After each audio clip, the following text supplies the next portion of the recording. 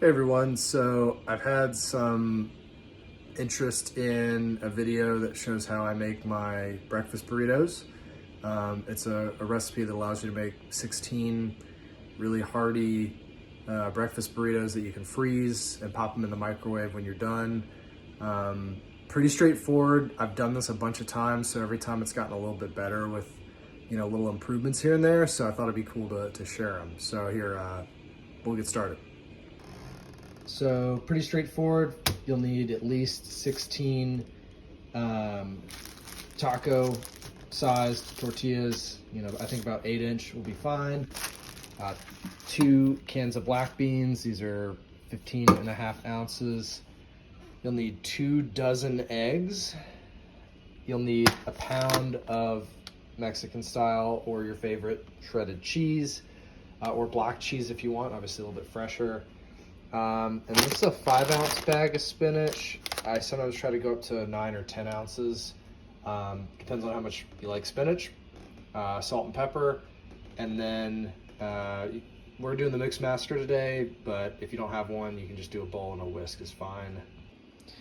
Other things you'll want are a cooling rack, a half sheet baking sheet, and then this isn't necessary, but I highly recommend. This is a big time saver. I'll put the link in the description, but on Amazon you can get a stack of I think it's 100 or 200 parchment paper sheets. It's 12 by 12, and we'll do that. We'll use those to wrap up the burritos, and it saves a ton of time. And then the last couple things you'll need is you will need some parchment paper. You'll need aluminum foil to fully wrap the burritos.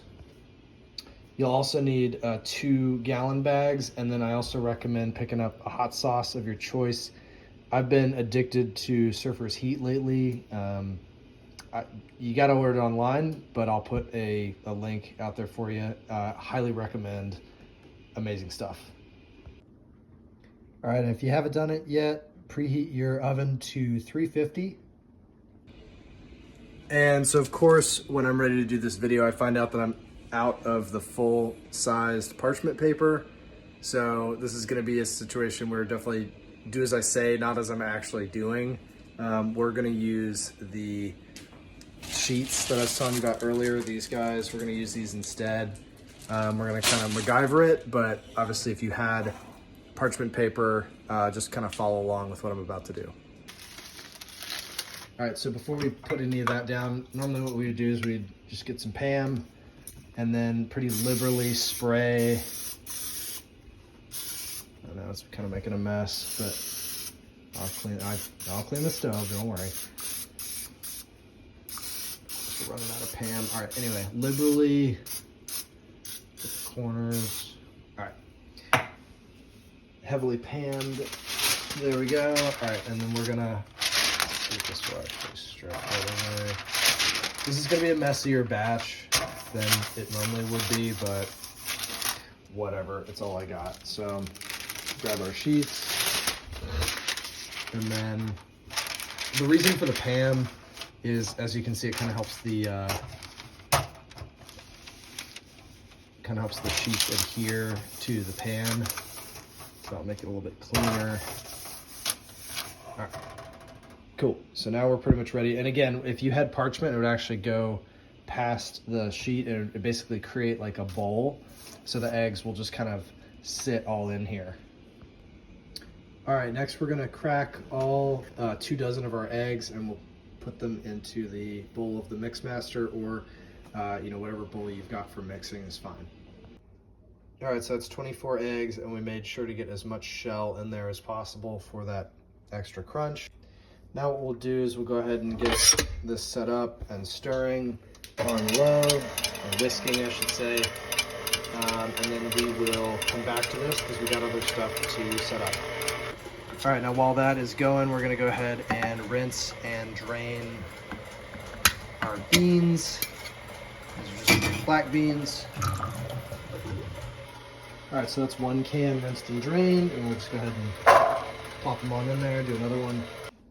All right, we got can number 2 going in there. Now we can just kind of spread everything out and make a nice even layer. you really want to evenly distribute your beans. That way each bite, each burrito has got a, you know, an equal amount. That way you don't have one burrito with none and other burritos with just all beans. Now you don't have to do this, but I like to kind of pat them dry, get a little bit of extra moisture out. I find that it helps the helps them cook a little bit faster and just, you know, be a little bit less moist, or less watery and wet when you're reheating them. All right, so here are our eggs after a couple minutes on the mix master with the whisk. And I've tried this recipe, when I've done this, I've tried adding water or like a half cup or a cup of milk to give more volume to it. But I really find that honestly just the 2 dozen eggs is the way to go. Nice and whisked, so here we go. Really all we're gonna do now is just kind of slowly pour the eggs onto our pan, and it is gonna move the black beans around a little bit, but we can kind of go back and fix that. So no real magic here, just kind of keep it slow and steady. It's a lot of egg.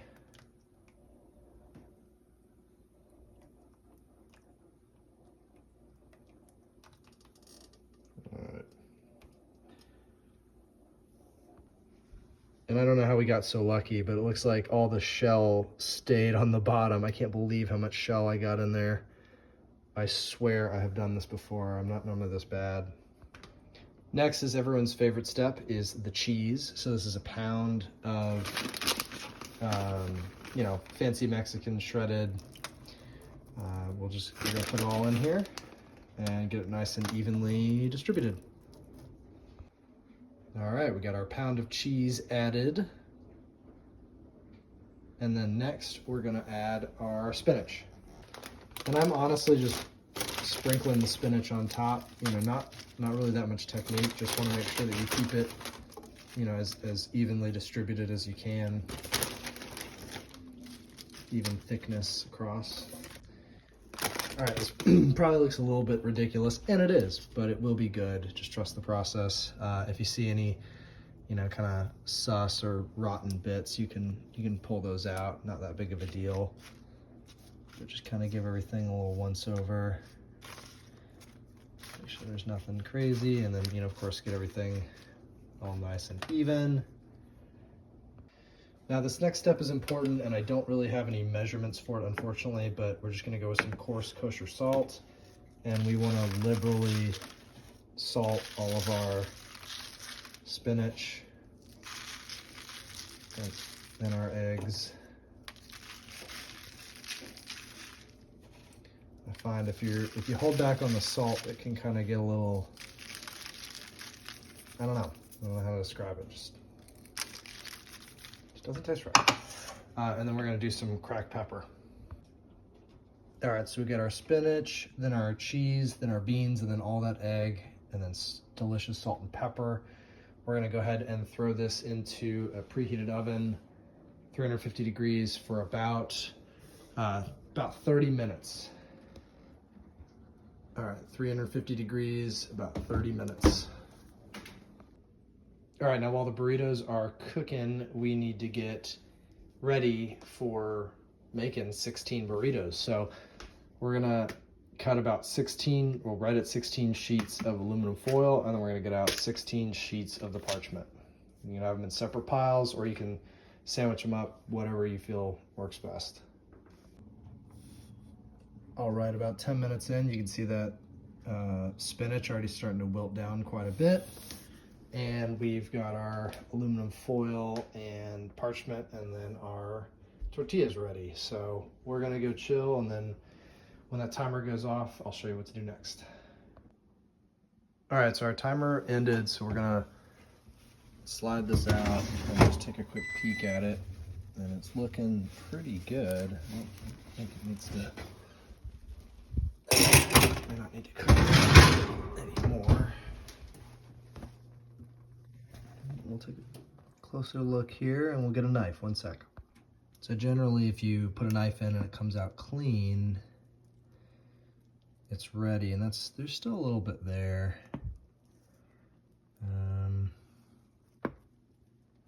But I think I'm gonna call it good because usually there's some carryover cooking, so it may continue to cook a little bit. And as you can see, the spinach cooked down real nicely, but this is ripping hot. So what we're gonna do is we'll set a timer for 15 minutes and we'll let this cool down. That way we can work with it and start putting it into the burritos. All right, so now we're gonna get ready to transfer this onto a cutting board. So find a cutting board that will closely match a sheet pan in size. And then it's kind of just a matter of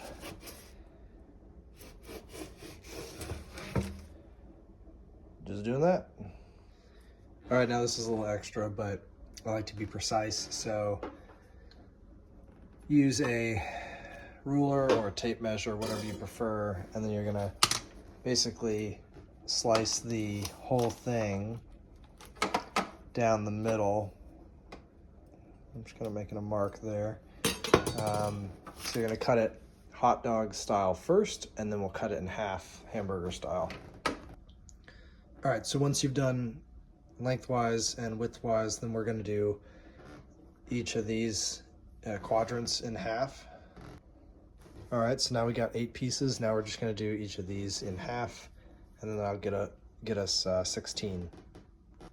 All right, so now we got all of our burrito egg segments cut. This is the part where we're gonna start assembling the burritos.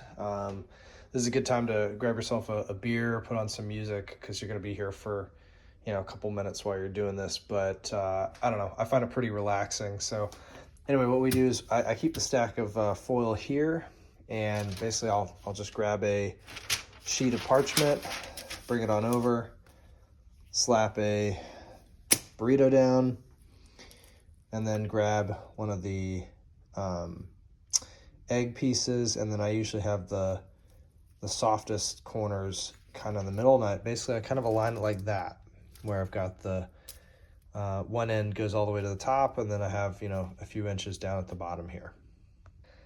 It's a little hard to do this with one hand, but then what I do is I fold the bottom like this, and then I tuck that one down there, and then bring it over like that, and then I do the same thing on that side,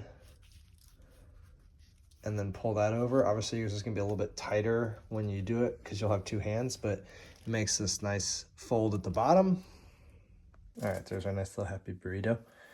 And then, all right, so to wrap it, I meant to do that on the parchment, but you get the point. So anyway, I bring that corner over the bottom, this corner over the top, and then fold that over. It doesn't have to be perfect. And then there we go. And then the foil kind of goes the same way.